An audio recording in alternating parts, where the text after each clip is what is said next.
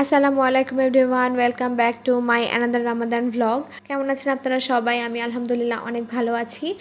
তো এখানে হচ্ছে আমার চাচাতো দেবর আসছে বাড়ি থেকে দুধ নিয়ে আর হচ্ছে কলা নিয়ে। তো আমাদের যেই দুধটা নিয়ে আসা হয়েছিল সেটা শেষ হয়ে গিয়েছিল 15 রমজানের মধ্যেই। তো সেই জন্যেই আবার বাড়িতে জানানো হয়েছিল, তাই আমার শ্বশুরমশাই আমার দেবরকে দিয়ে পাঠিয়ে দিয়েছে। তো আমি ওকে বলছিলাম যে তুমি এক কাজ করো, তুমি এগুলো আমাকে একটু বের করে দাও, আমি তারপরে হচ্ছে আমার যেখানে যা রাখার আমি রেখে দিচ্ছি। তো ও আবার খুব সুন্দর করে সবগুলো আমাকে বের করে দিচ্ছিল। তো এটা ছিল হচ্ছে যেটা আমরা মুখে খাই, সবরি কলা বলে বা যেটা পাকিয়ে খেতে হয় আর কি। তো সেই কলাটাই আমার শ্বশুরমশাই একদম গাছ থেকে পেড়ে দিয়েছে কাঁচাটাই, যাতে আমি কিছুদিন রেখে খেতে পারি। এটা পাকাটা দিলে পরে একদমই খাওয়ার মতো থাকতো না, একদম নরম হয়ে যেত। আর হচ্ছে দুধ যেহেতু অনেকটা পরিমাণে ছিল, আমি তো ভাবছিলাম যে এত দুধ আমি কোথায় রাখবো, কি করব। যাই হোক, তারপরে ঠিকভাবে আমি রাখতে পেরেছি। তারপরে হচ্ছে এখানে আমার হাজব্যান্ড আগের দিন রাত্রে ডাব নিয়ে এসে রেখেছিল, আমি সেই ডাবটাও বের করে নিয়েছি। তারপরে বিকালবেলা আমরা চলে যাচ্ছিলাম, আমাদের একটা ইফতারের দাওয়াত ছিল, একটা কুটুবুড়ির বার্থডে ছিল আর কি। তো সেই জন্যে সেখানে ইফতারির দাওয়াত ছিল। এখন রোজার মধ্যে আসলে কারোর বার্থডে বা বিয়ে এগুলো পড়লে তাদের ইফতারি ছাড়া আর কোনো উপায়ও থাকে না।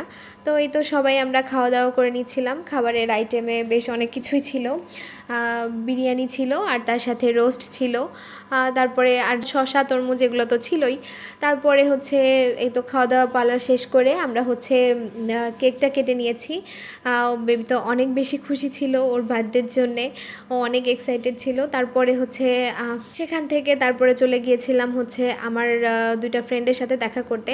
আমার দুইটা ফ্রেন্ড আসছিল এখানে, আমি হচ্ছে ওরা আমাকে বললো যে চল দেখা করি। আমি বললাম আচ্ছা ঠিক আছে, তাহলে ইফতারির পরে আমি দেখা করব।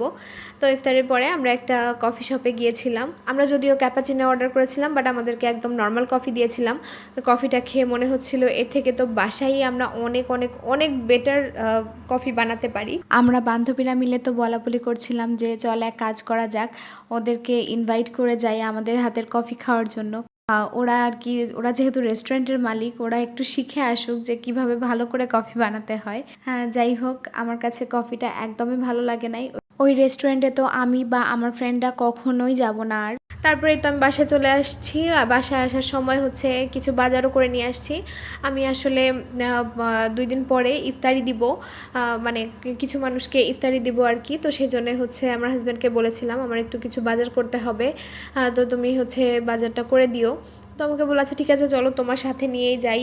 তো আমরা সবসময় বাজারটা একসাথেই করে থাকি, যেহেতু বের হয়েছিলাম সেজন্যই আর কি গিয়েছিলাম। এখানে অনেক কিছু ছিল, গাজর, বাঁধাকপি, আলু, তারপরে হচ্ছে লাল শাক, তারপরে পাকা কলা, সজনে ডাঁটা আমি এবছর প্রথম খেলাম, আমার কাছে সজনে ডাঁটাটা অনেক বেশি ভালো লাগে। আমার আদা রসুনও শেষ হয়ে গিয়েছিল, আমি সেগুলোও নিয়ে আসছি একবারে। তো সব কিছু আমি বাসায় নিয়ে আসার পরে হচ্ছে বের করে নিয়েছি। আমি সব সময় বাসায় বাজার নিয়ে আসলে কিছুক্ষণের মধ্যেই বের করে নিই, খুব একটা দেরি করি না। তারপরে তো আমার হাজব্যান্ড রাতে আসার সময় কিছু ওয়ান টাইম প্লেট আর বক্স নিয়ে আসছে। আমি হচ্ছে ওয়ান টাইম প্লেটে করেই ইফতারি দিব, যাতে সেই প্লেটগুলো আসলে ফেরত দেওয়ার কোনো ঝামেলা না থাকে, আমি ইফতারিটা দিয়ে চলে আসতে পারি। আর হচ্ছে এখানে আমার একটা পার্সেল ছিল, পার্সেলটা চলে আসছে। আমি কিছু জিনিস অনলাইনে অর্ডার করেছিলাম, আসলে এগুলো সাংসারিক জিনিস। তো আমরা মেয়েরা তো সাংসারিক জিনিস কিনতে অনেক বেশি পছন্দ করি, আর আমি হয়তো একটু বেশি পছন্দ করি। আমার সংসারের যে কোনো জিনিস দেখলেই আমার মনে হয় আমি কিনে নিয়ে চলে যাই। এত কিছু কিনছি তারপরেও আমার জানি কেনা শেষই হচ্ছে না, মনে হচ্ছে আমার সংসারের জিনিস কেনা এখনও বাকি। হয়তো প্রত্যেকটা মেয়েরই এমন।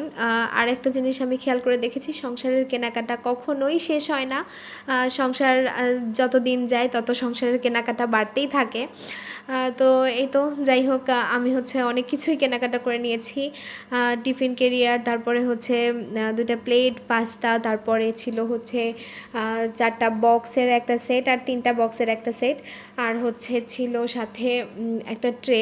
এই জিনিসগুলো আসলে আমি নিয়ে নিয়েছিলাম অনলাইনেতে, বাইরে দিয়ে আর কিনতে ইচ্ছা হচ্ছিল না। তারপরে হচ্ছে আমি কিছুদিন আগে যেই ওয়েফারটা কিনে নিয়ে আসছিলাম প্রাণের, সেই ওয়েফারটা খেয়ে নিচ্ছিলাম। আমার কাছে তো এই ওয়েফারটা অনেক অনেক অনেক বেশি ভালো লাগে, আমার খুবই পছন্দের একটা জিনিস। আমি হচ্ছে মাঝে মাঝে আমার হাজব্যান্ডকে বলি যে ওয়েফার নিয়ে আসার জন্যে, ও নিয়ে এসে দেয়, আমি তো খেতে খুবই পছন্দ করি।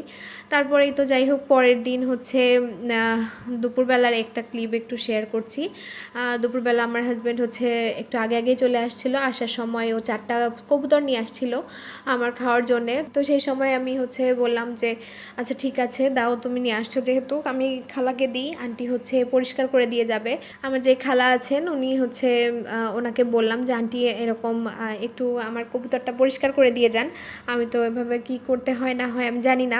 আমি তো আমার হাজব্যান্ডকে বলছিলাম যে খুবই ভালো সময় নিয়ে আসছো, যে আন্টি আছে, আন্টি কাজ করে চলে গেলে তখন তো আমি কিছু করতেও পারতাম না। তো আন্টি খুব সুন্দর মতো করে পরিষ্কার করে একদম ধুয়ে দিয়ে গেছে। আর 4টা কবুতর 2টা প্যাকেটে করে দিয়েছিল।